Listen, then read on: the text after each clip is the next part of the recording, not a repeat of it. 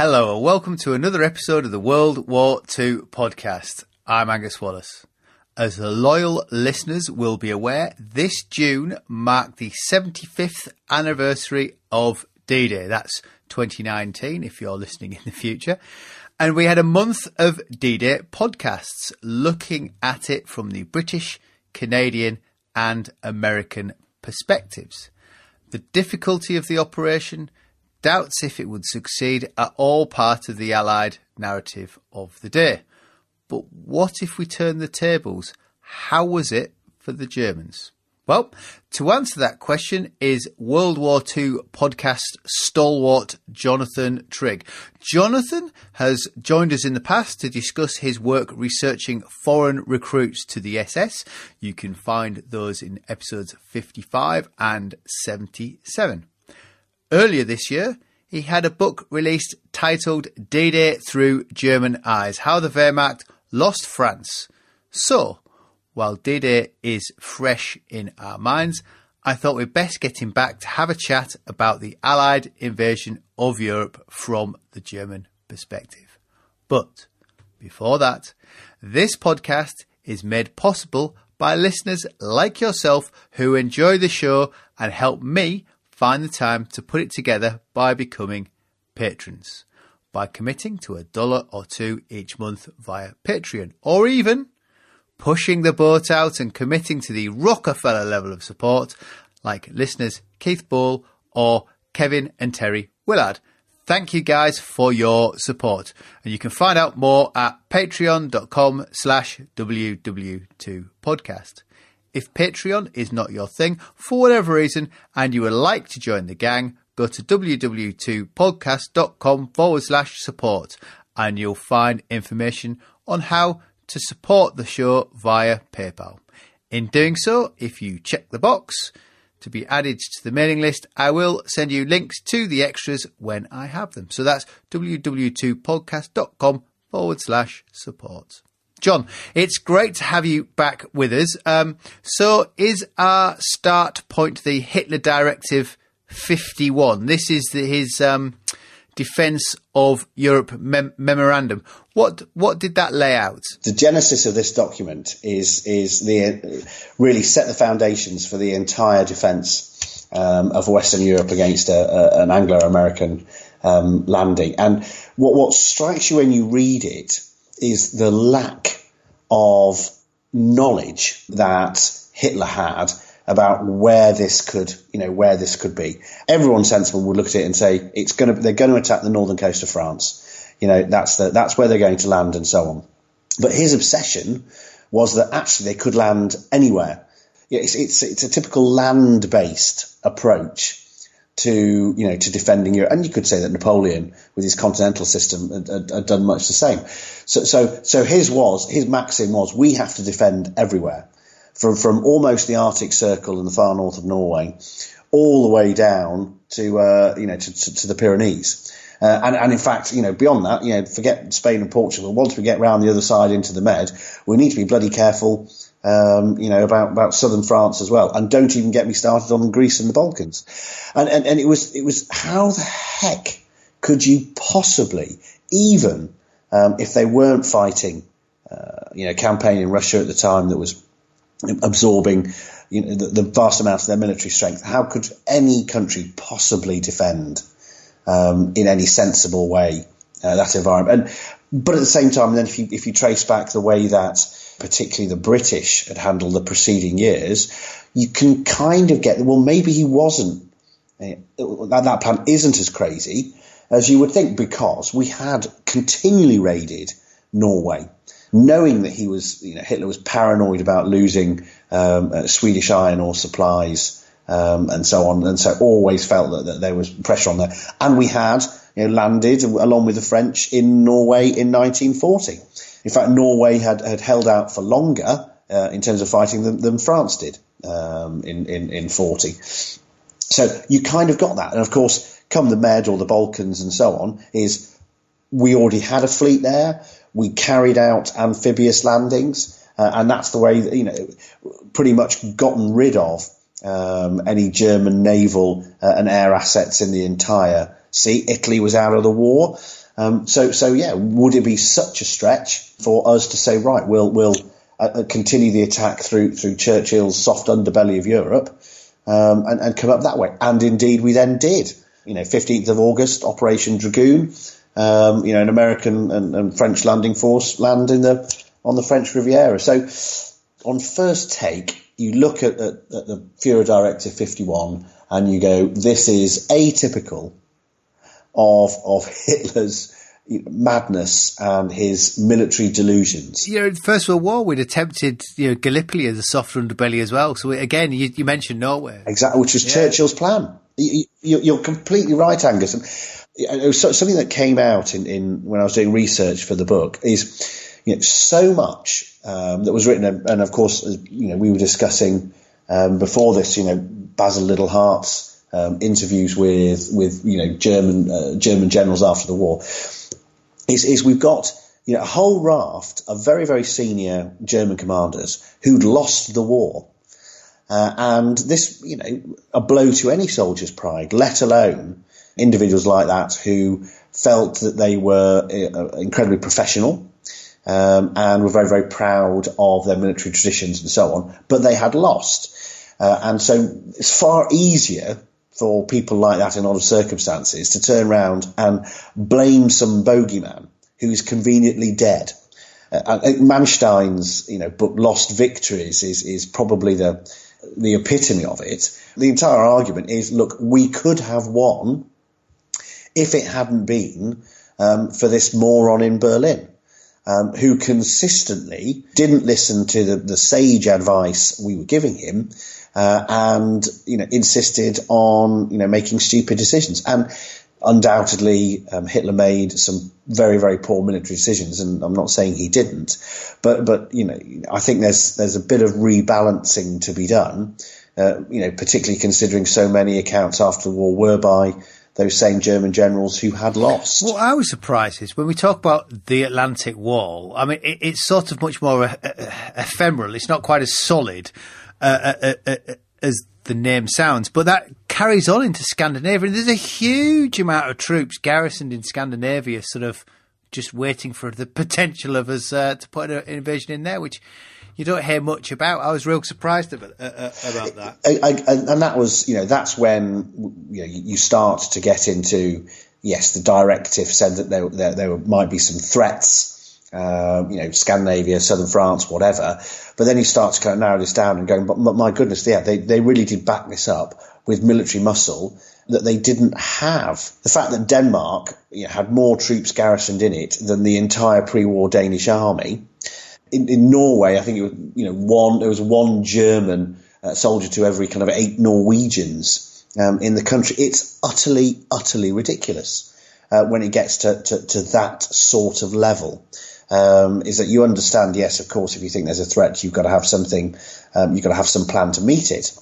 But to spread your forces out when you don't have a mass as you would want so thinly.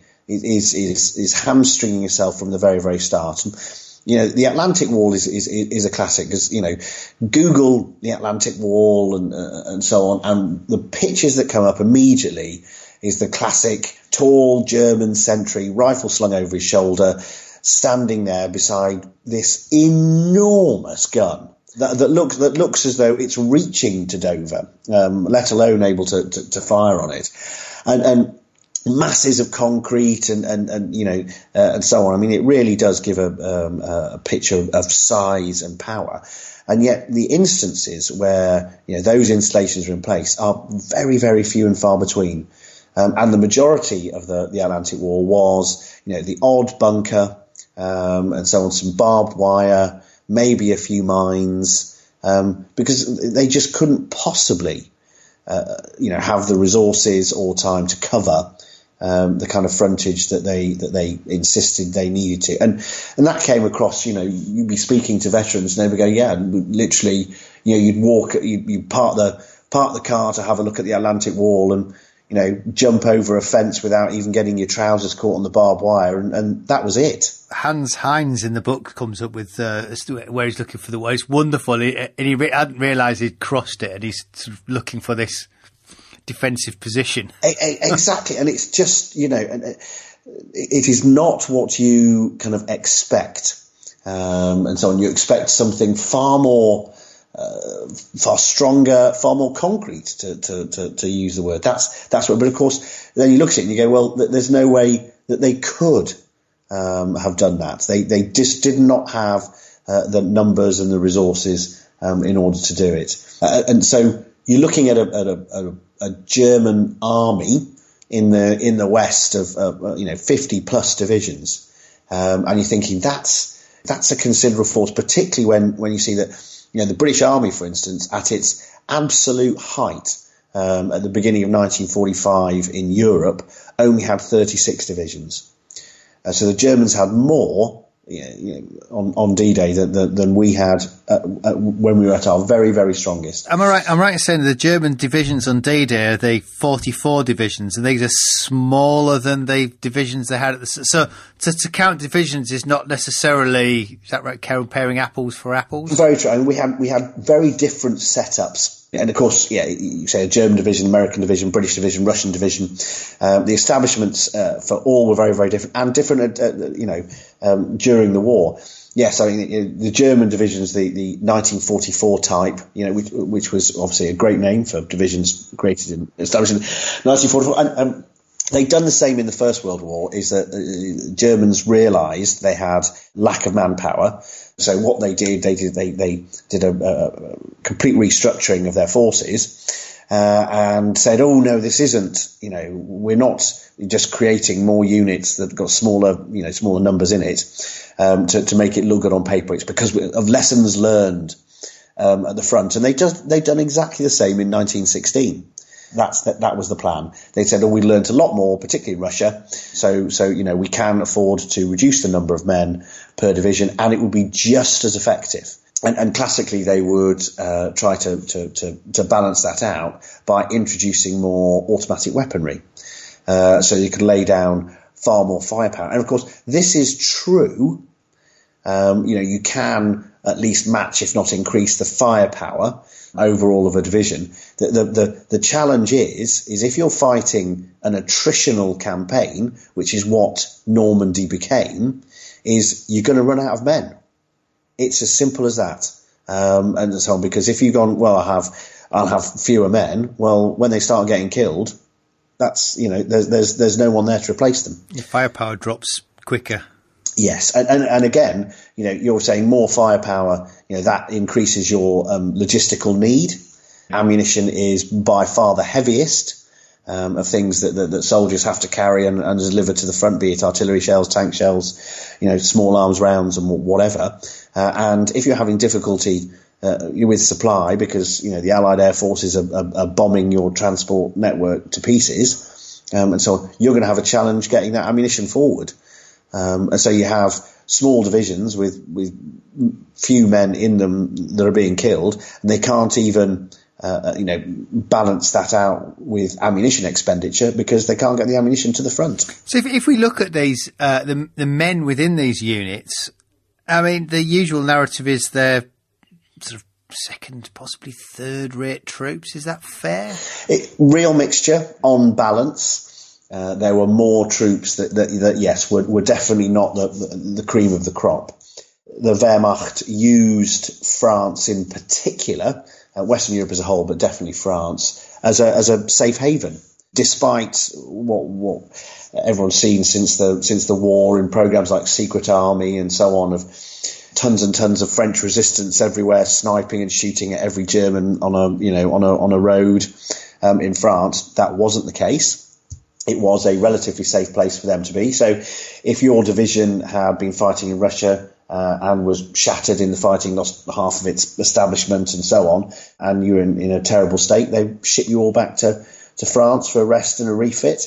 And there you'd get troops coming back from convalescence. So many of them had lost bits and pieces of themselves in Russia. So again, lots of units stationed there had guys who'd suffered frostbite in Russian winters and lost toes or fingers and so on. It was also a safe haven for older troops, so reserve troops, so guys maybe not my age, but definitely older, So we're not talking in the middle 20s, which is classic age of a combat soldier.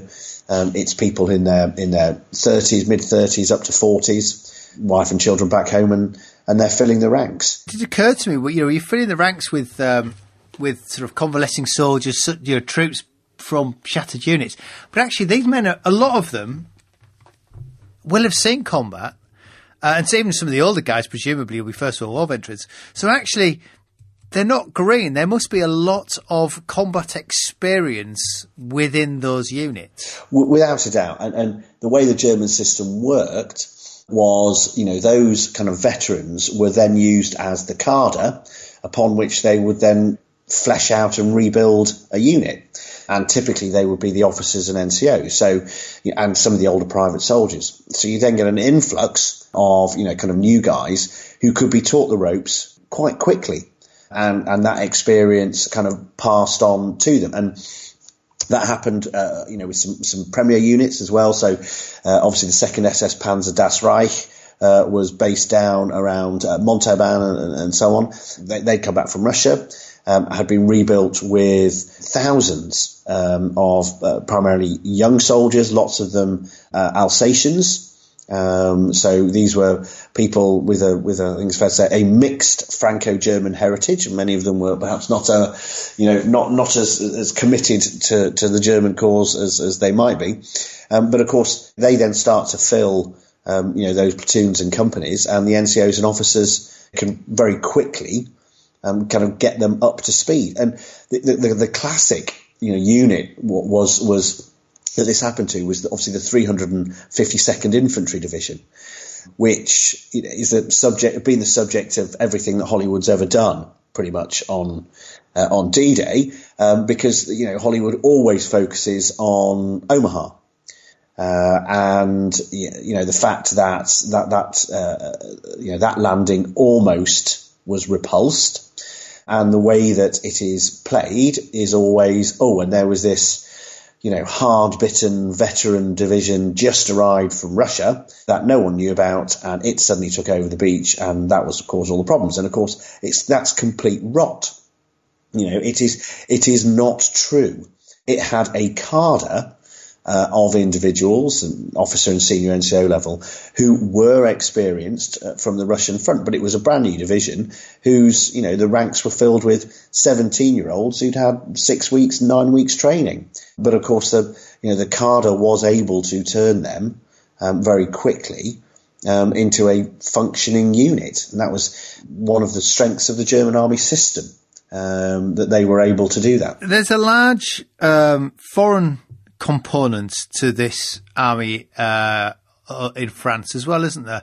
And it's not just foreign as in Germanic Poles or Poles of German ethnic origin, perhaps Germanic was not the word, or Czechs of German. There's Russians as well, isn't there? It's quite a mixed bag. Very much so. I mean, ever since the opening of Barbarossa in June 41, large numbers of former Red Army soldiers and what have you, had either been taken on, coerced, or volunteered, or just accepted into working with German units. The way that it's always described, and rightly so, is that they capture some soldiers, they keep hold of one, and so on, who carry ammunition and dig the latrines at the end of the day and get firewood and clean the cooking pots of the goulash canona and so on. So doing all of those necessary menial tasks that have to be done, and the Germans didn't want to do themselves and didn't have the manpower to do anyway.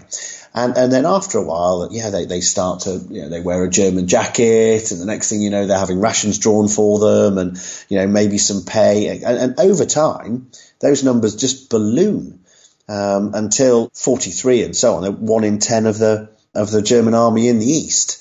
Whole units are being formed, and they start to be even put on the establishments. So, in the 44 type infantry division, there was an official establishment of Hiwis, as they were called, Hilfswillige, willing volunteers, who were all Soviets and so on, mainly ex-Red Army. At the time, this was absolutely known throughout the Wehrmacht. Everybody knew about it. It was open. They'd even systemized it, and these people had their own awards, medals, and rates of pay, and so on. But then Hitler finds out, flies into a rage, and says, "Oh my goodness, we can't allow racial subhumans," as he and the Nazis described them, to carry weapons.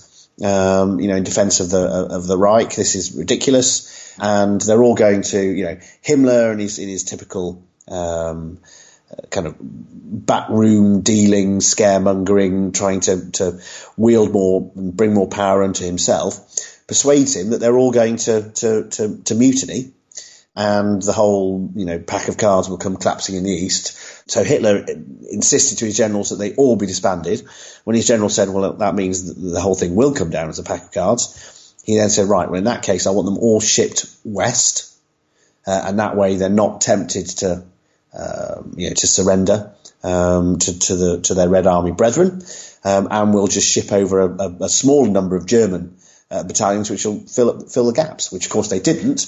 But then what you have is battalion after battalion of these troops stationed all the way over France and Belgium and the Netherlands and so on. All of them going, what the heck are we doing here? Because their inclination was to fight communism. That's what they wanted to do. A lot of them were minority ethnic peoples from the Soviet Union, so Georgians or Cossacks or Ukrainians and so on. And they had no interest in fighting the British or Canadians to keep France German. They wanted to get back to the east and fight the communists. It was amazing, really. The one story I always love, though, is this one that so many of the Poles had also been forcibly kind of taken on board by the Germans. And so the Germans annexed so much Polish territory and said, you're all Germans now.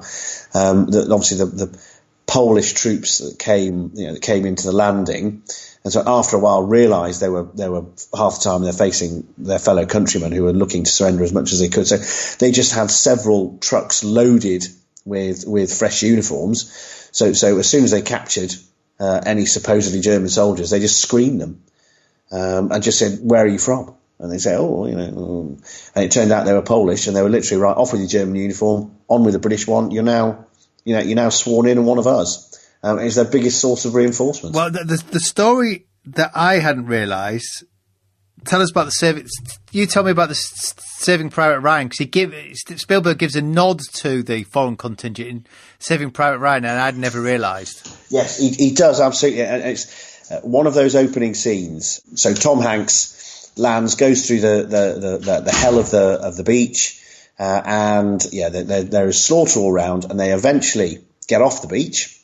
And him and several other American soldiers are clearing out German trench positions, and out of a trench, two German soldiers who look fairly middle-aged, it has to be said, stand up, and they've got their hands in the air, and they are speaking. You can't really kind of hear overly clearly what they are saying. Clearly walking towards the American troops, they look absolutely petrified, hands in the air, and they get shot dead. The American soldiers, they're half relieved that they managed to survive, and half crazed with kind of hatred after what they've been through on the beach and so on. And it's only when you kind of slow it down and really focus on what these two soon-to-be dead German soldiers say that you realise it's Czech, and it's not German at all. And they are saying, "We are not German.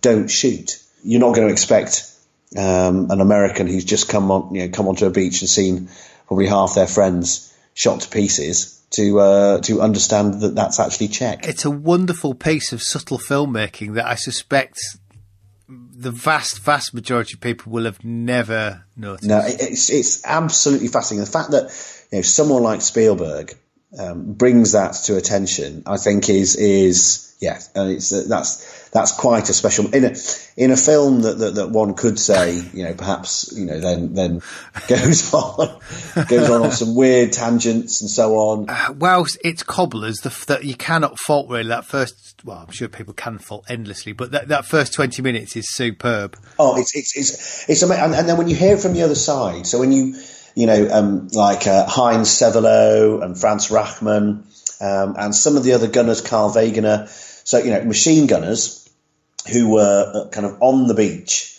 and facing the Americans and from the other side.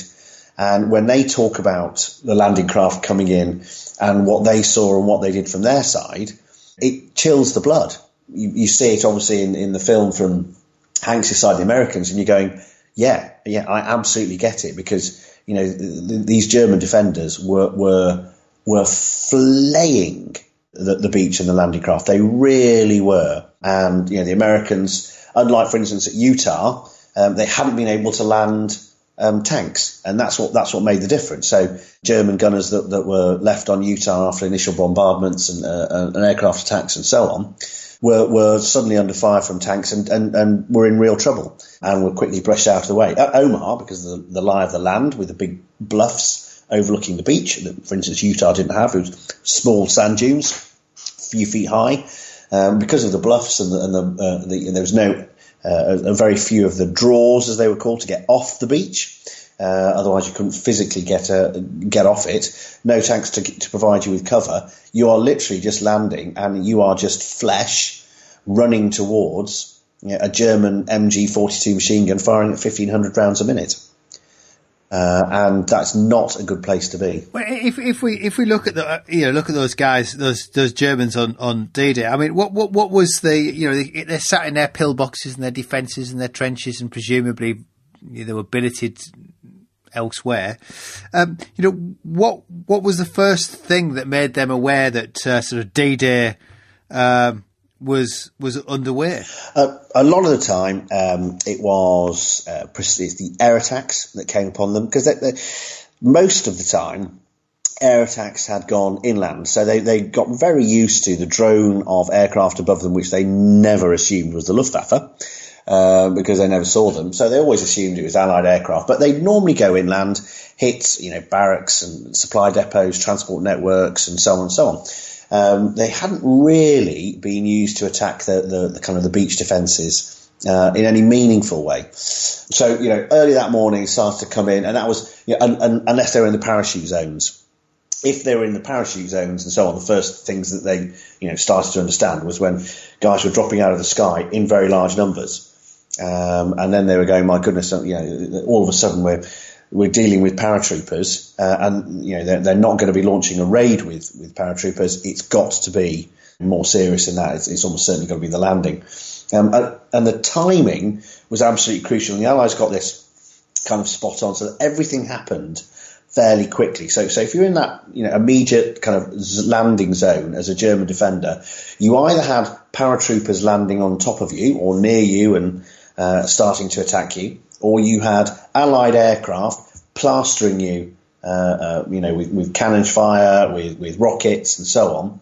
And then as you're dealing with that, your pal's tapping you on the shoulder, pointing out to sea with his mouth gaping open, and looking at a bay and a horizon covered in ships. For many of the defenders, that was the first time that they really understood, gosh, this is a landing, this isn't just some sort of raid, this isn't a diversion, this isn't whatever. They just saw ships from horizon to horizon. The largest fleet ever assembled in history. And then as they're looking at it, it almost disappears in flame and smoke, as it then starts to send over huge amounts of firepower on them. I mean, all warships are, is a way of getting firepower somewhere. That's all it is. They're exactly the same now. They are exactly what combat aircraft are. Combat aircraft are designed around their firepower. And it is how do we get that firepower to hit the enemy? And that's what warships are. They are literally floating gun platforms. And the heavier the better. So land-based artillery, you're looking at 105 millimeter and so on. 105 millimeter to a ship is a pea shooter. These things have got 13, 14 inch guns and so on that are firing a car worth of explosives at you. And the difference is absolutely dramatic, and the range is huge, and those things land, and the world shakes, and it just doesn't stop. And then for those defenders, they then start to see eventually, landing craft are in sight, and as always under bombardment and so on, there are always some defenders left. The history of 20th century warfare has taught us that you cannot use bombardment to completely destroy an enemy. It doesn't work. You see them coming towards you, and it's a tribute to their professionalism, however much misplaced in a dreadful cause, that they were able to fight back. I was thinking of Arthur. Is it Arthur? It's really Arthur. What's the German ice? Arthur Janker. Yeah, he holds out for 2 hours. He's blown to hell and out of it with concussion. These are meant to be poor quality troops, yet they seem to hang on in. And against what can only be visibly overwhelming odds, the waves keep is coming in, and I wondered why did they hold on? Because the plan was for them to hold on. Did they expect? Because as I understand it, the beach is now to crust. So were they expected to fall back? What was their standing orders? Just stand and die, or did they expect relief to come? They were absolutely told that they would stand where they were.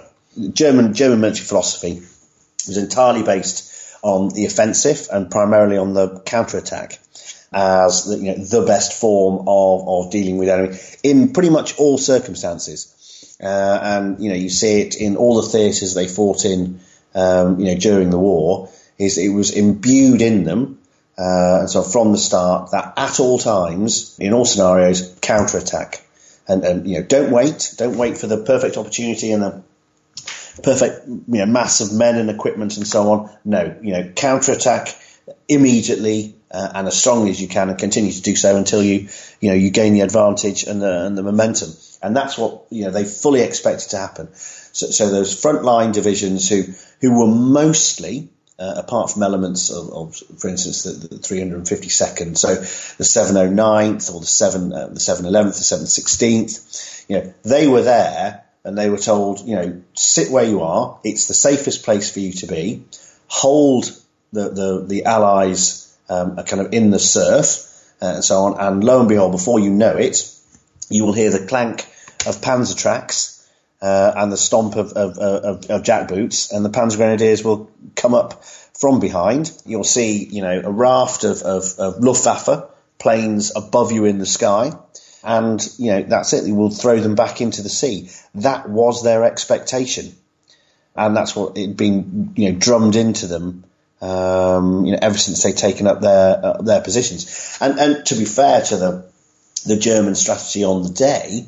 To an extent, that's what they tried to do, but they failed miserably in not one of those rare instances, but in a scenario where German military professionalism, particularly at the kind of the regimental level, let themselves down.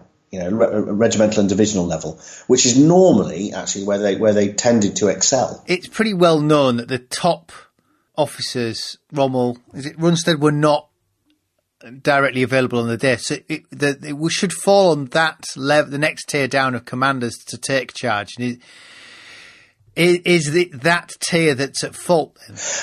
I think so. I mean, because Rundstedt as the senior commander in the Western Theatre, Rommel as the army group commander with responsibility for the whole area. These guys they're too far removed.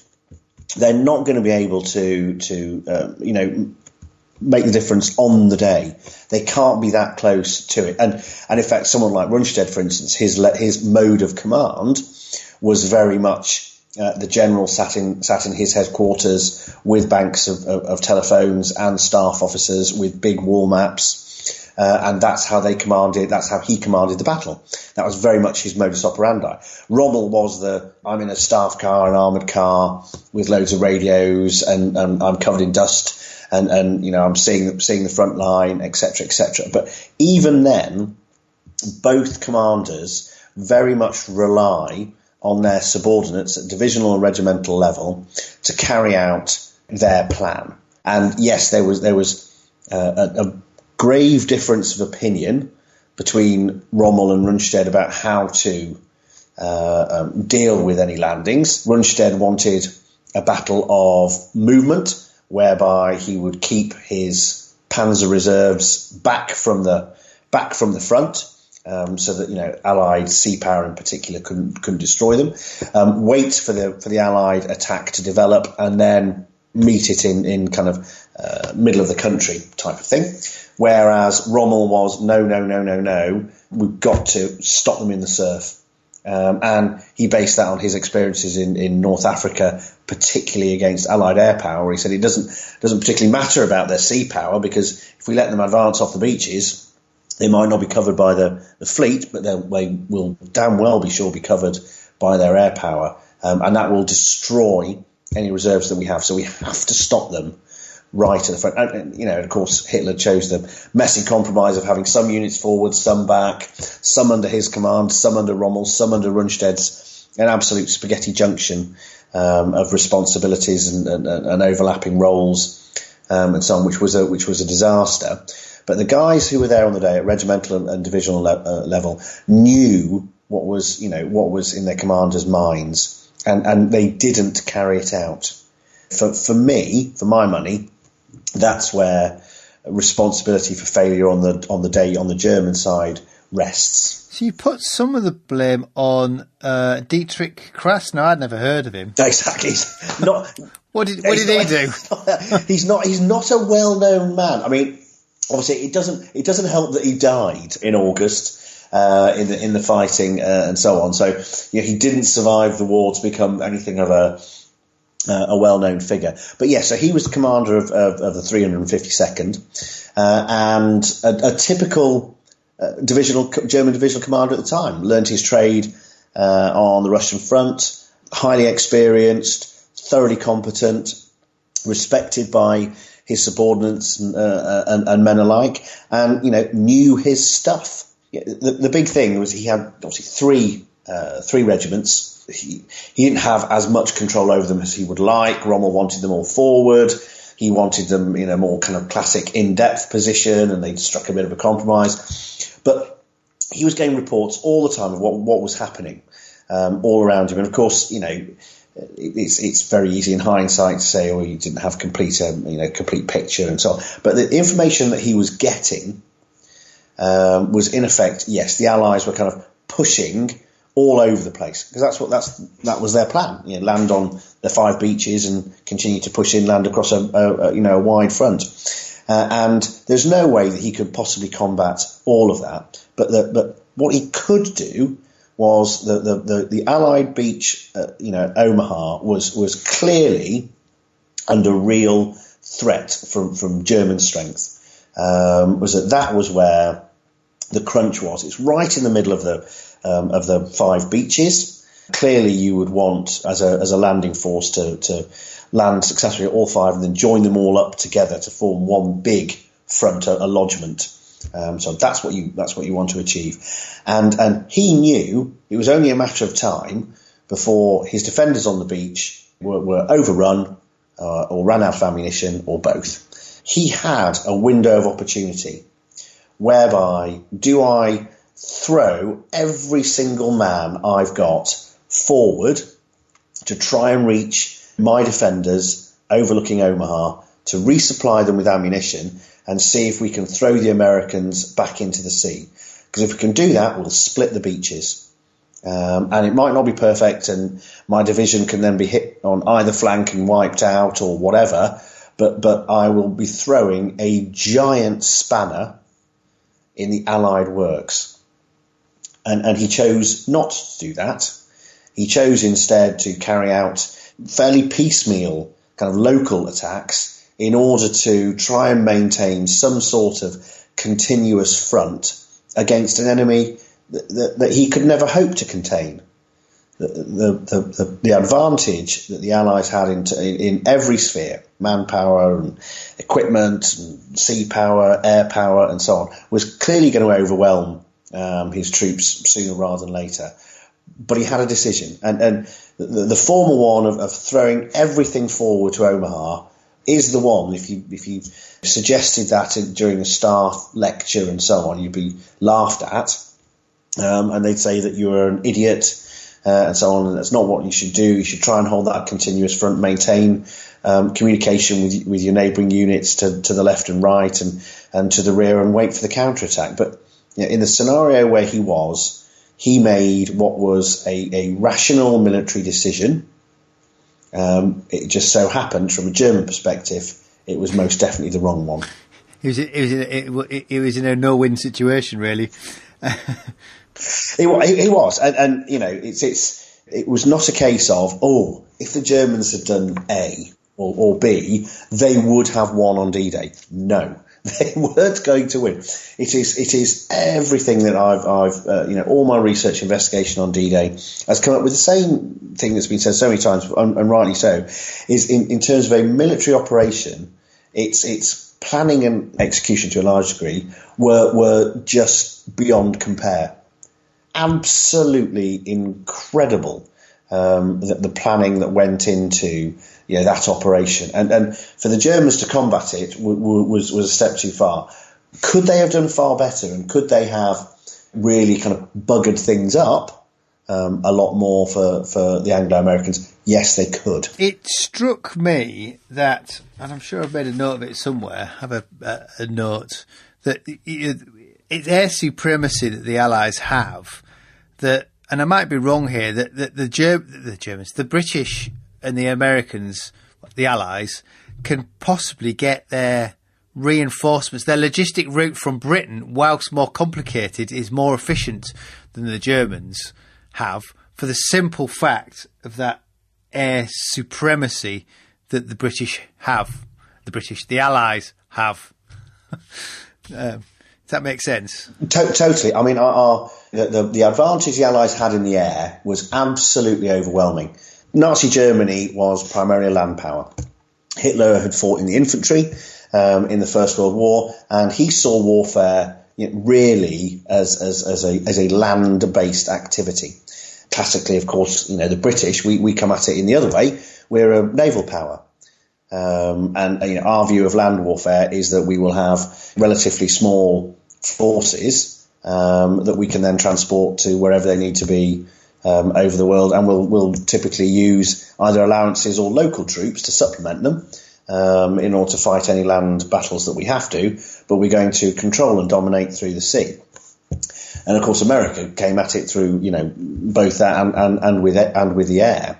And so, of course, by 1944, the Luftwaffe was in an absolute death spiral. The investment in resources, be it aircraft, pilots, logistics and support for it, that was really needed to be in place from 1940, 41 and so on, hadn't been done, so that by 1944 they were reaping the whirlwind. The Americans were training 30,000 pilots a year, the Germans were training a tiny percentage of that. Our factories were pumping out aircraft tremendously quickly. The Germans were still ramping up, but the numbers were hugely small in comparison. And at the same time, they couldn't even fuel them. What relatively few aircraft they did have were mainly on the Eastern Front, of course, because that's where the crux of their war was. So there was no way that they could compete, with the Allied air forces on D-Day or beyond.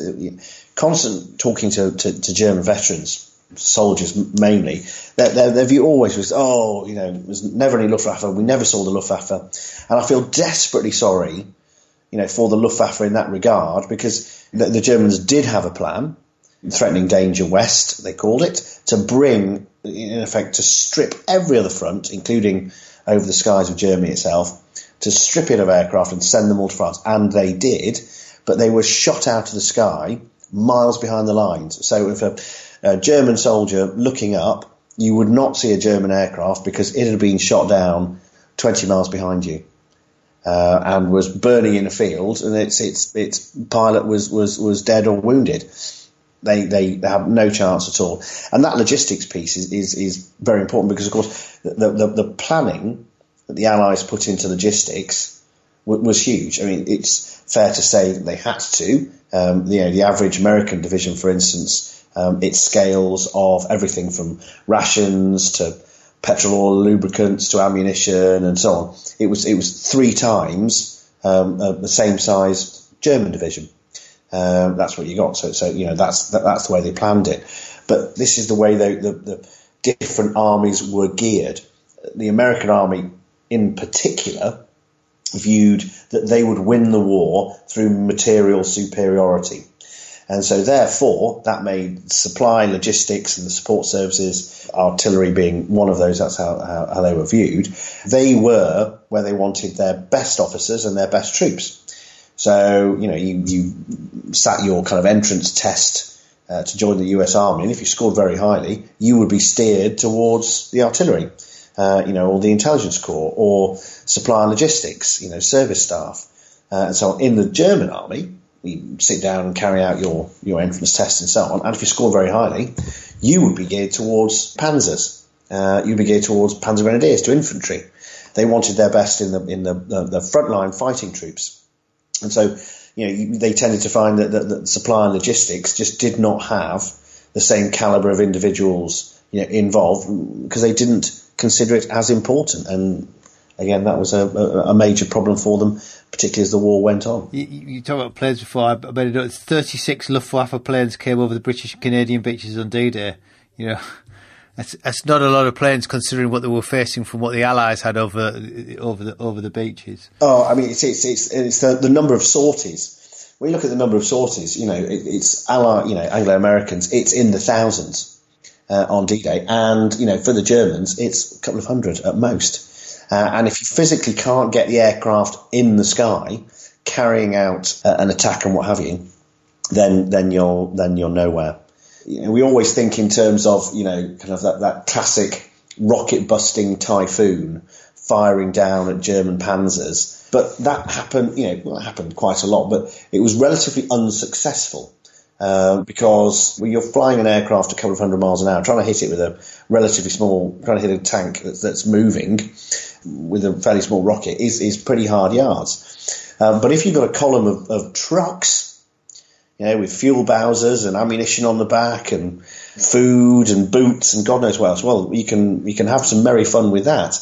And that's what they did. Time and again, you listen to the reports of German commanders, and they always start with, we've lost 10 panzers or 10 assault guns and whatever. But what they then finish with, and I lost 50 trucks. And when they didn't have that many to start with, all of a sudden that starts to have a huge impact. And it was the impact on the individual German soldiers where they felt that there was a plane in the sky just for them. They couldn't go dig a hole and have a crap without an American or British plane sweeping down to shoot at them. That's how they felt. And that's debilitating. We've looked at the Germans in France on the land and the air. Now, I appreciate the Germans don't have much in terms of a surface fleet that they were sort of willing to put out to sea. But was there anything that the Kriegsmarine could do to this huge armada? You would have thought, given the earlier issues that we had with the Battle of the Atlantic, that yes, the German surface fleet. It was never very much, and so on, in terms of main capital ships, Tirpitz, Bismarck, and so on. Most of those have been swept out to sea or, having to stay safe in the Norwegian fjords. But there's always what about the U-boats? Surely, the U-boats can do something here, because they can't miss. The Allied fleet is the very definition of a target-rich environment. But of course, by that stage of the war, the Germans didn't have that many U-boats kind of in the French ports anyway. And the technological and tactical battle that had been fought for the Battle of Atlantic was transportable over for D-Day. So one, Allied ability to use air power to attack the U-boats whenever they appeared. And then the naval advantages we had with sonar and our hunter squadrons of corvettes and frigates and so on was death in the water. to the U-boat. So, they were sent out, and before they knew it, they were sent out actually during daylight. Most of the U-boats, because they were so desperate in terms of their orders, and within a very short period of time, come under sustained attack, and everything got broken up. There was some successes. There was one German naval officer called Heinrich Hoffmann. Sorry. He was in charge of some S-boats. So a small flotilla of, in effect, their version of MTBs. So fast, small craft, loaded with torpedoes. And this guy, he took his very small flotilla out and saw the fleet. And it was a case of, oh my God, let's just fire and do the best that we can. And then get the heck out of here. And to their credit, they after D-Day they continued to go out, and they started to develop tactics, such as they would leave their base in Le Havre and head out into the Channel away from the invasion fleet itself, and then they would cross into, under the cover of darkness, all of the replenishment convoys, because obviously the sea routes were constantly being used from the UK southern ports. Portsmouth, Southampton and what have you, to constantly take supplies and troops backward and forward to the invasion beaches. So they would inveigle themselves into those convoys, which were just huge, and then let them take them into the invasion fleet where they could carry out attacks. But it was pinpricks. Straight up on that story, I was having after the book came out, well, it was with the publisher actually, and so I was waiting for it to come out. I had lunch with an old friend of mine, a guy called Aidan Ralph, and I hadn't seen Aidan in quite a while, and we were chatting, and his father had been involved in D-Day and landed on D-Day with the British forces, and remembers being attacked, not him personally, but the ships around him. They came under attack from German S-boats. And I was saying, well, look, it's Hoffmann. Please tell your father that the guy that actually led that was a guy called Hoffmann, and I can tell him all about it, because he said they knew nothing about it. They said they were all sitting on there waiting to land on the beaches, and then they just came under attack from S-boats, and they were petrified. They were all going to get hit and drown. And he knew nothing else about it. I said, well, this is it, and if he wants me to tell him any more about it, I unfortunately passed away relatively soon after that. But yes, they tried as much as they can, but it was never gonna have any major effect. I think the final interesting point. Not the final interesting point. The book's full of interesting things, but I was because you close in the book with it. It's not really a story of why the Germans lost on D-Day. It is how, which is a statement of the obvious, but it's not something I necessarily considered before. Yes. and it is, it's there's always a sense of inevitability, on D-Day. But funny enough, that perhaps hasn't been the story that has been told so many times since. The story that has always been told was that in a myriad of ways, we could have, the Anglo-Americans could have lost and the Germans could have won. So if they'd have known that we were going to attack in Normandy, or we'd known this, or a spy had gone through on this, or a message hadn't got through, or whatever, some almost inconsequential thing, then it could have all fallen to disaster. And of course, at the time, the Allied planners and Allied senior commanders were amazingly worried. Churchill himself is renowned for dreading the entire plan. He was not a fan of the Overlord plan and far preferred the underbelly Mediterranean option. That's what he wanted. He did not want a landing on the French coast. He thought it was going to be a disaster. The night before he told his wife, this time tomorrow there could be thousands of Allied dead lying there and so on. It could all be a disaster. And yet looking at it with the benefit of hindsight, you're going, there's no way it could. It was going to succeed by an absolute miracle, which for the Germans, which it wouldn't have happened, and that comes across very firmly. But also, what I absolutely found was that the Germans themselves didn't think like that. The majority of the veterans I spoke to felt at the time, for a variety of reasons, that they had a really good chance, and that they had a pretty good expectation of winning.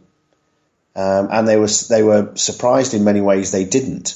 It was a total underestimation of what they were up against. Talk about Arthur Janker, a classic. His battle position that he had built. So he's a veteran of the Russian front, a Knight's Cross winner. So this is an experienced junior officer who understands combat, and his defensive position is on a small sand dune overlooking the beach, with a few mines and a few machine guns and a First World War cannon that he's got, and so on. And his defensive position is literally at the end of a trench dug into the sand, with a few wooden planks to stop the sand from caving in.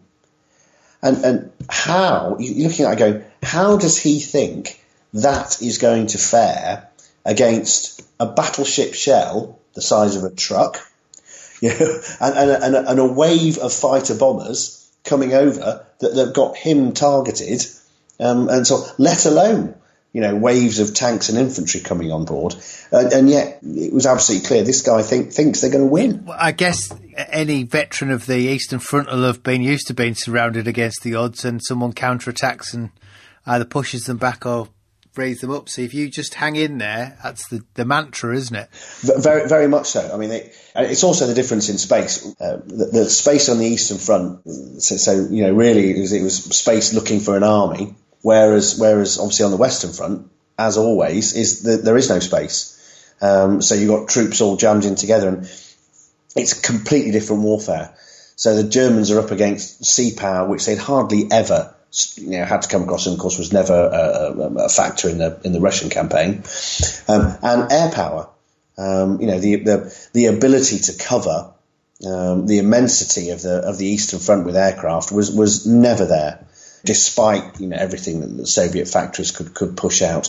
Whereas, of course, in the West, yes, you could absolutely cover airspace with aircraft, and so the Allies could. That was a transformation in warfare and what they were up against. So you're right. The veterans they did have, they were primarily experienced on the Russian front, and where they had a very different war. And in the West, they came up against something that they'd never experienced, and it outdid them. I think that idea as well of how they lost rather than why they lost. You only ask that question when you don't look at it from an Allied perspective, if that makes sense, because. Because the Allied perspective is we might not have won, whereas the Germans is, how did we lose that? Exactly, and it is, because if you look at the why, you tend to, everything goes back to kind of first principles, and you go, oh right, they lost because they didn't produce enough weaponry or whatever it may be, and it was you go, so they really lost it back in 41 or 42 and so on, which is an interesting historical exercise and so on, of course. But what I wanted to do was, okay, it's 1944, it's the morning of the 6th of June, we are where we are. Talk about it now. How did they lose that day? How do they lose it then at that point with what they've got? Because, as soldiers, you've always got to think you've got a chance. It's the sporting analogy. You might be up against the All Blacks or whatever, but you always feel it can happen. I can pull this one out of the bag, and so on. And it's then if you lose or you win, how? And that's why men like Arthur Janker held out on the beach for 2 hours waiting for his clank of armour to come up behind him. Exactly. Like when there was no way it was ever going to appear. I mean, there wasn't any armour behind him for a start, which is again, if I was maybe in his position, that would have been a question that I might have asked.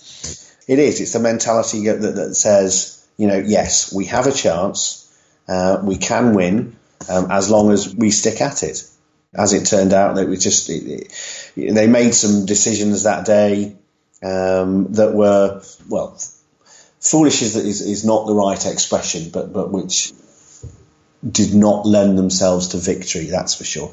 Yeah, their only armour on the Normandy side, obviously the 21st Panzer Division, classic example.